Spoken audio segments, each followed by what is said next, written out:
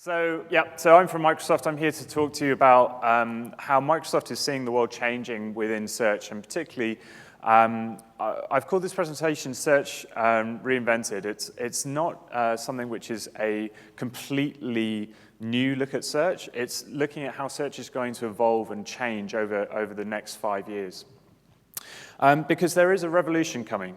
And we can see it in the way that people are starting to interact with their devices and the way that things are changing. But if you think about what's happened with search for the last sort of 12 years or so, we haven't really changed that much. I think it's one of the few industries that's seen the biggest change in terms of the overall way that we think about it and how important it's become, particularly for digital marketing. But if you think about the fundamentals of what search is, we haven't really evolved things that much.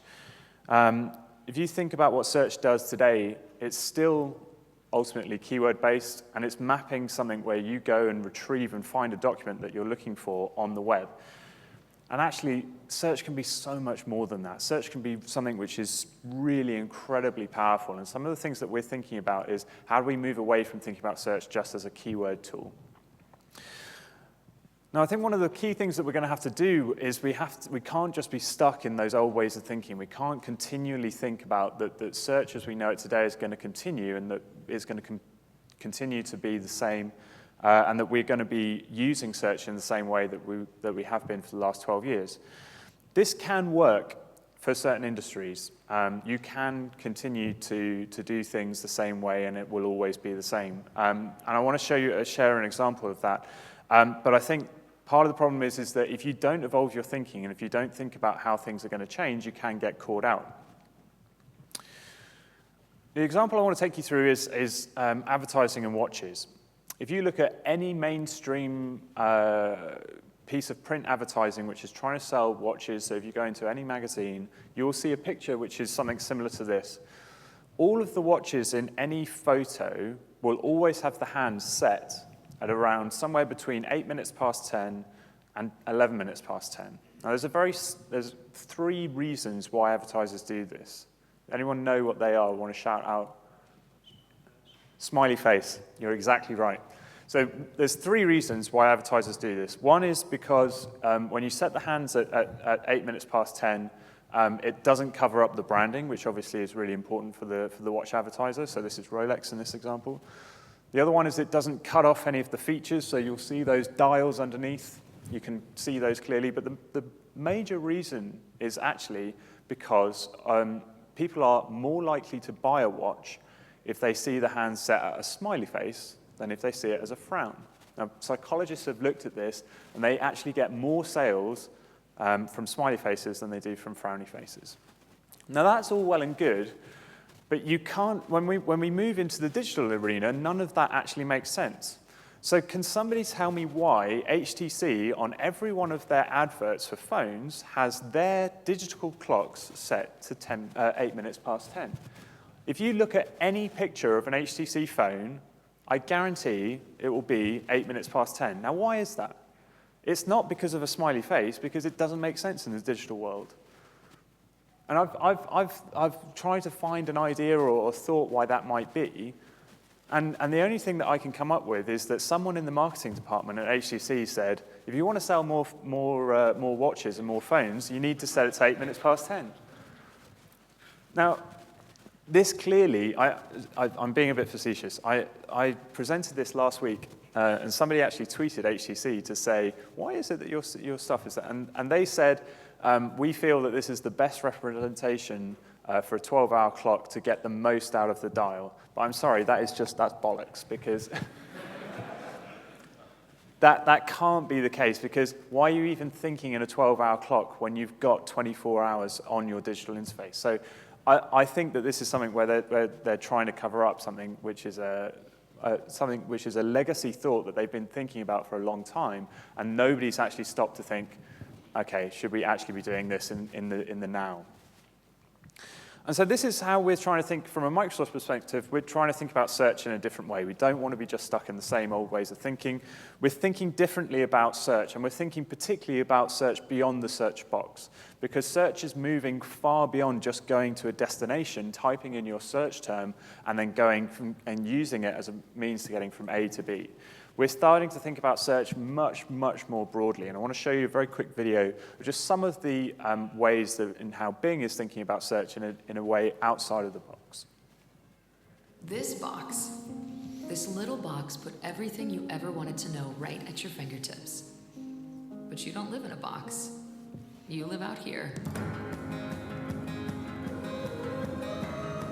where you need to know how far to run to burn off that dessert. Which one says restaurant and which one says restroom. Or how you can create a last-minute dinner with what's in your fridge. At Microsoft, we're evolving Bing to deliver information where you need it, when you need it. Sometimes even before you need it. Bing is becoming more than just a search engine. It's powering the things we use every day. It's here, here, even here. Because your life doesn't fit in a box. Neither should your search.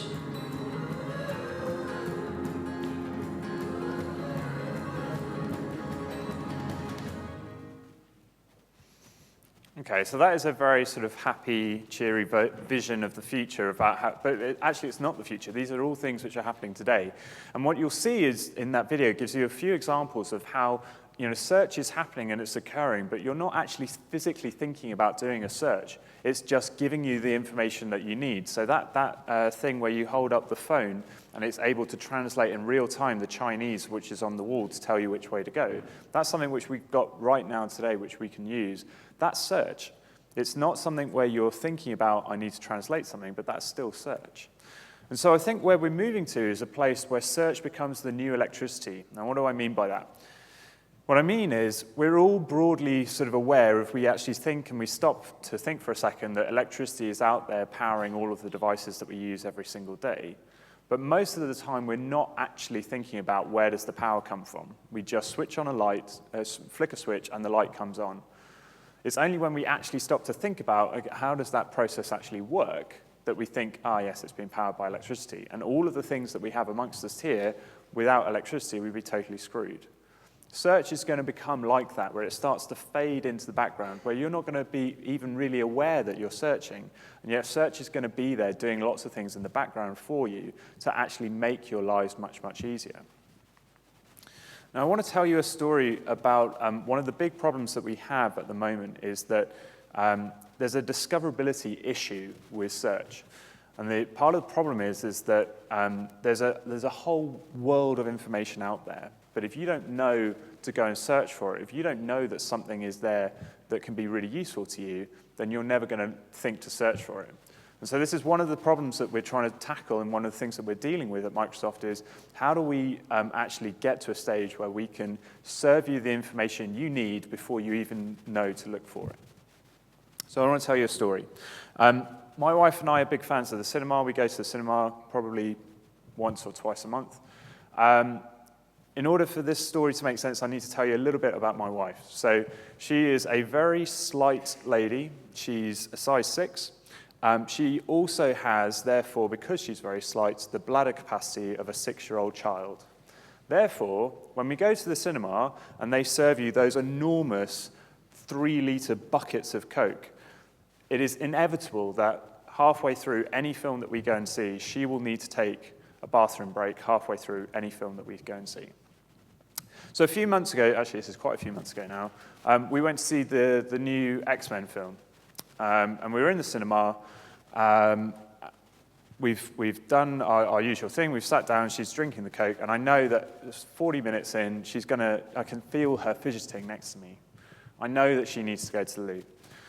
Now, normally, when this happens, she'll just duck out without disturbing me, but something slightly strange happened, and what she did was she picked out her phone, and I always get really irritated when people look at their phone during the film, just why can't you concentrate on what's going on? But she looked at her phone, and then I can hear her counting in her head, counting down, 10, 9, 8. When she got to 1, She leaned over to me, she said, I'm just going to go to the loo, popped out, and came back a few minutes later. Now, obviously, as a good husband, it's my job to fill her in on what's happened during the film in the time that she's been away to go to the toilet. So as she sat back down, I leaned over to my wife and said, don't worry, darling, you haven't missed anything crucial to the plot of the film. Now, her response really surprised me because she said, don't worry, darling, I know. Now, it turns out that she had downloaded an app which told her exactly when to go for a tactical piss during the film. This is a real app. This is called the Run Pee app. I highly, highly recommend it. So here's the point of what I want to tell you. So basically what this app does is it lists all of the films which are going on in the cinema at any given time, and it will tell you when to go for a piss when there's nothing going on in the film, but it will also tell you like if you miss something crucial during that time, it will say, here's the key sort of character plot points during that moment. Now, here's my sort of, the reason why I'm telling you the story, apart from to tell you a slightly amusing story about my wife. How many of you know someone who would find this app useful? Hands in the air. Okay, at least 3/4 of you, probably more. How many of you have ever heard of this app or knew that this app existed? 5 of you. And that's the point, right? We have a real discoverability issue because this is an app which can help a lot of people. But if you don't even know that it exists, how on earth are you going to know to search for it? And so that's one of the things that we're trying to tackle with things like Cortana. Cortana is our digital assistant, our version of Siri, but actually, as I'm about to show you in the next slide, a significantly improved version of Siri. And so one of the things that Cortana does, which is really amazing, is she sits on your phone and she knows who you are, but she can make recommendations for you based on the things that she knows that you like. But she can also do things ahead of time and make recommendations of things that you haven't even thought of. I'll give you a very quick example. I had to go to the States recently. I was due to catch a flight in the evening after work. And as it was a very busy day in London. Now, normally I would leave myself a good couple of hours to get to the airport. Cortana actually saw that if I left in order to catch my flight in the calendar window that I'd given myself, that I would miss my flight. She came up with a pop-up reminder to say, you need to leave right now or you're going to miss your flight, which was 30 minutes earlier than when I had intended to leave. Now, I didn't ask her to do that. I didn't ask her to check the traffic for me and to see what was going on in the world. She did that on my behalf, and she gave me useful information which actually avoided me missing my flight. Now, I think we're moving into a world of personal assistants, which is going to be really, really interesting because they can do so much for us, and they can be really genuinely intelligent on our behalf. Now, there are a lot of things out there. A lot of people are saying, particularly we're slightly late to the game with Cortana. So a lot of people are asking us, what is it that actually differentiate what we do between Siri and Google Now? And look, the truth is that they are all very good, intelligent voice command machines. What I want to show you in this video is one thing that Cortana can do that the others can't. And that's start to give you and follow a conversation that you can have with the machine in a way that the others just can't keep pace. Because most of these machines are pretty good if you're following a very linear example. So you can ask a question, get a response, ask another question, get a response. But we know that conversations don't work that way. We butterfly between different topics of conversation. We'll go down tangents and then we'll come back. So Cortana at the moment is the only system which can actually deal with those, and I want to show it in this video. So what we've got is Siri on the left. How many people live in the United States? Cortana in the middle, Google Now on the right. So when we ask a simple question, how many people in the United States, they all get that right. Who is its president? Now we're asking a follow-on question. This is what we call sequential search, and you'll see that Siri already falls over because Siri doesn't understand the context of it. Who is his wife? Now we're taking it to the next level. Who is the wife of the president? Now this is where both Cortana and Google can get this right. But you'll see in a second when we start to go. Who is her mother? Okay, so the third iteration now. So this is asking a third question. Again, Google and Cortana both get this right. Now we're going to jump back to Obama. What about his children? His children, not the children of the previous person. We've jumped back 3 questions. This is where Google messes up. She can't actually distinguish what that means. And so when we ask the question, how old is Natasha? Google has no idea what Natasha we're talking about. It's only Cortana that can actually recognize that we're still following that thread from a conversation which has started, jumped back, and then gone forward again. So one of the really exciting things that we're getting to is an ability to be able to integrate search into lots of different things. For us, Windows 10 is going to be an absolutely enormous launch. This is happening July 29th, I think. And one of the cool things about Windows 10 is it's going to be a platform where you only have, it should be a developer's dream. You build once, you deploy everywhere. And so the idea with this is that once you've deployed, you deploy once, you can market everywhere. So I think this is going to be really, really huge for marketers, particularly when you think that there's 1.5 billion Windows users who are using our products every single day. That's 1 in 7 people on the planet are using Windows. And so from a search perspective and from a Bing perspective, how are we looking to sort of integrate search into the things that you're doing every day? Well, one of the simple things that we're doing is building in what we've called Bing Insights into Word.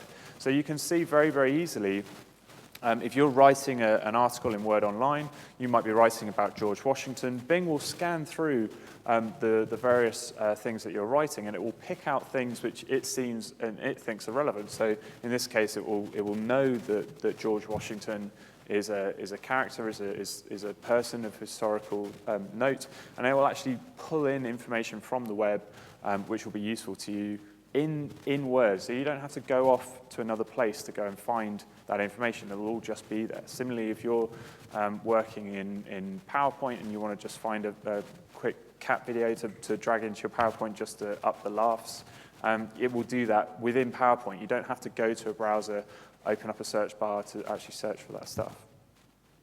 And one of the other things that we're doing is thinking about how can Bing be an integral part where it's again, sort of in the background. It's not something which is going to be the headline, powered by Bing, but it's going to be in the background making stuff really useful. So I've shown you already that little snippet of that video where the translation happens in real time on your phone.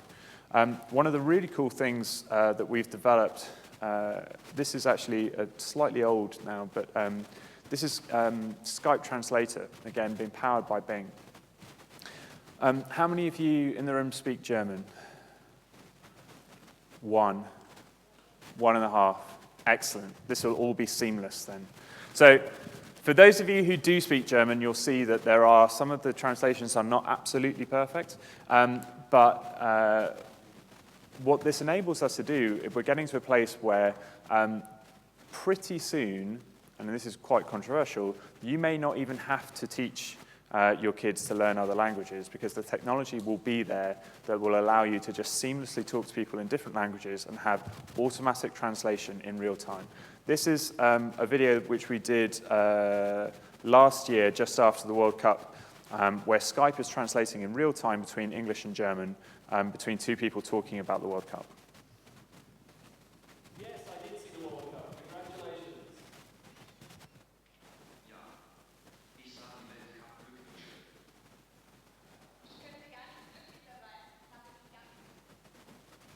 Can we turn the volume up a bit?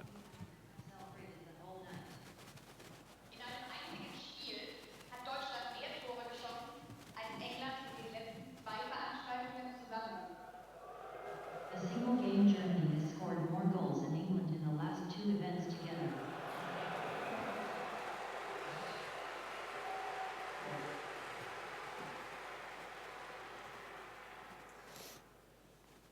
Very funny, Melanie. I'm more of a cricket fan.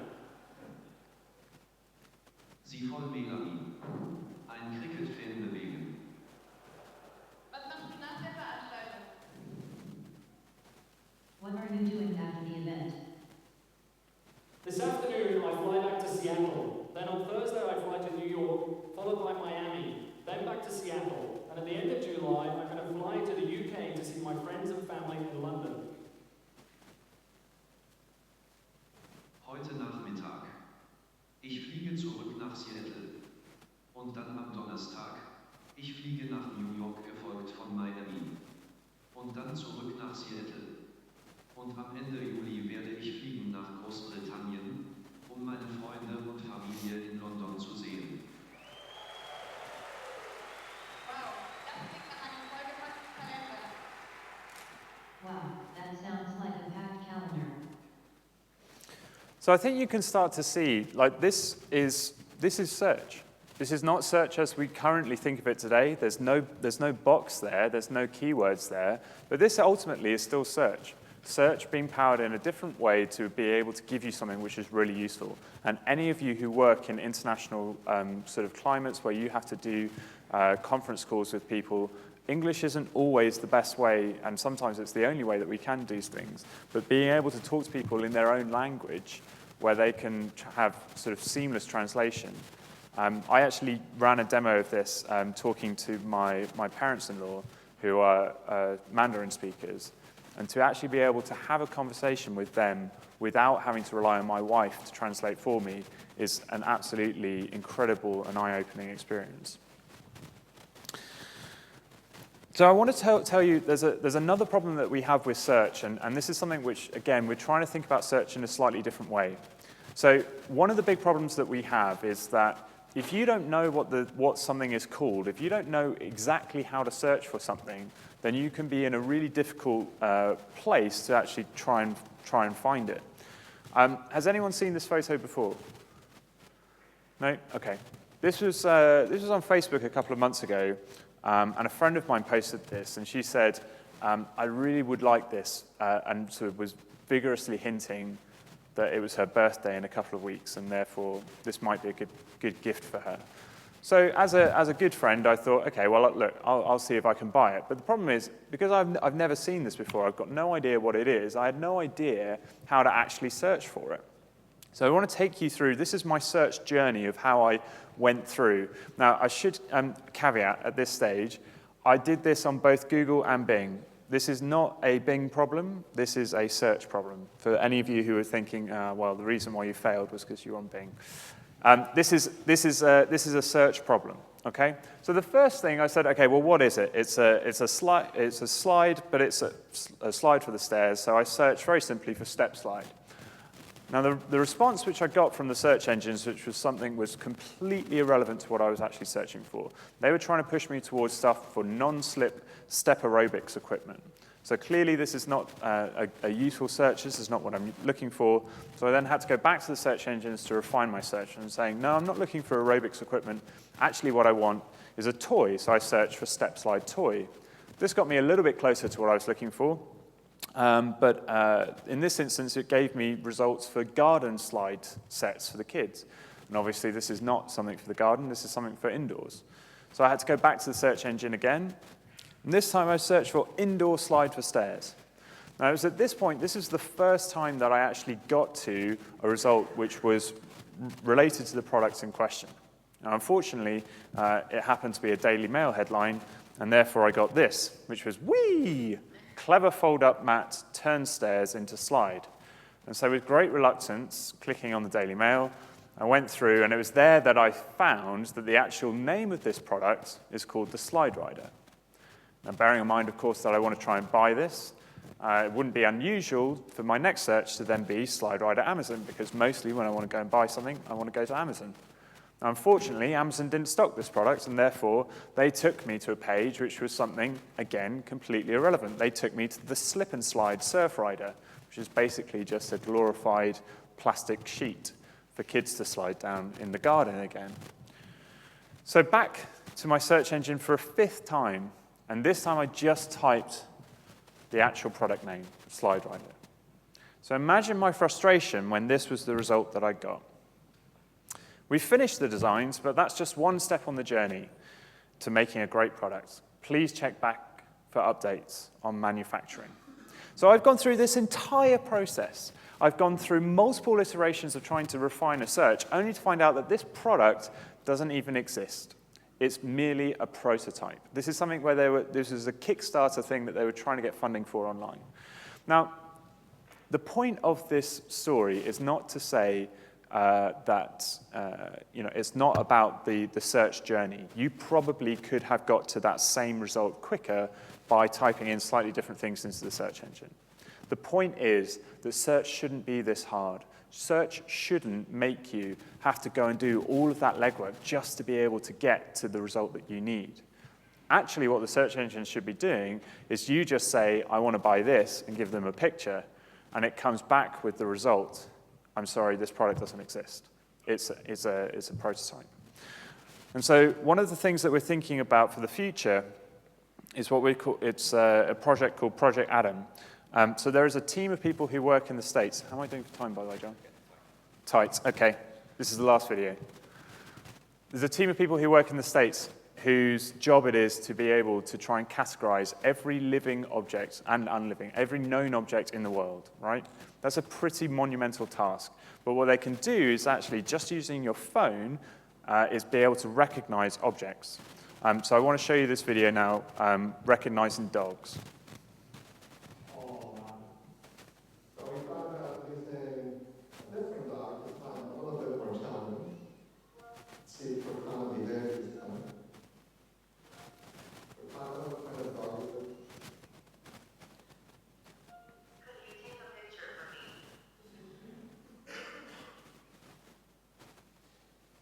Anyone care to guess what breed of dog this is? Ridgeback? Let's see if Cortana agrees with you.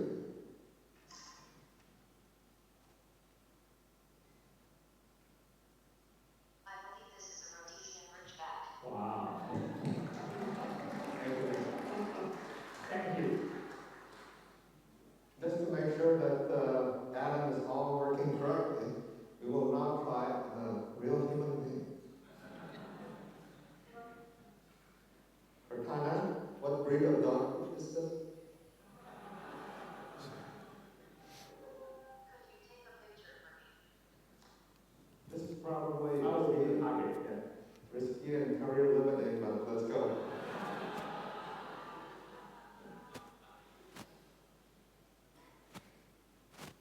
I believe this is not a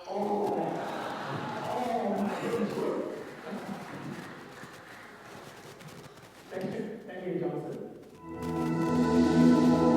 Wow. That's pretty amazing, right? Like, to me, that's magic as far as I'm concerned. The fact that we can take a photo and it can recognize what breed of dog it is just from looking at a photo, or the fact that something is not a dog. Just think about what the implications of that technology might be. We're not too far away from sitting down to a restaurant meal and the chef putting the dish in front of you, and you can ask Cortana exactly what it is you're about to eat and how many calories are in that bowl of food. And if you don't know what a good wine is to go with it, she can make a recommendation which is based on your personal preferences. So I'm conscious that I've definitely run out of time now, so apologies for that. So I think there are two things which we are thinking about from a Bing perspective of how we are trying to evolve search and how we're reimagining what search means. One is integration. So integrating Bing into all of the things that we do at Microsoft, so whether that be across Windows 10 in Word Online, and with the Skype translation thing, which I showed you. And innovation is crucial and critical to our future success.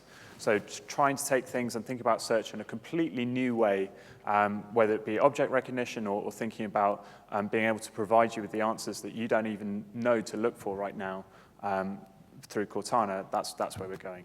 But the final thing that I want you to just go away with is that search is so much more than just a box. Thank you very much.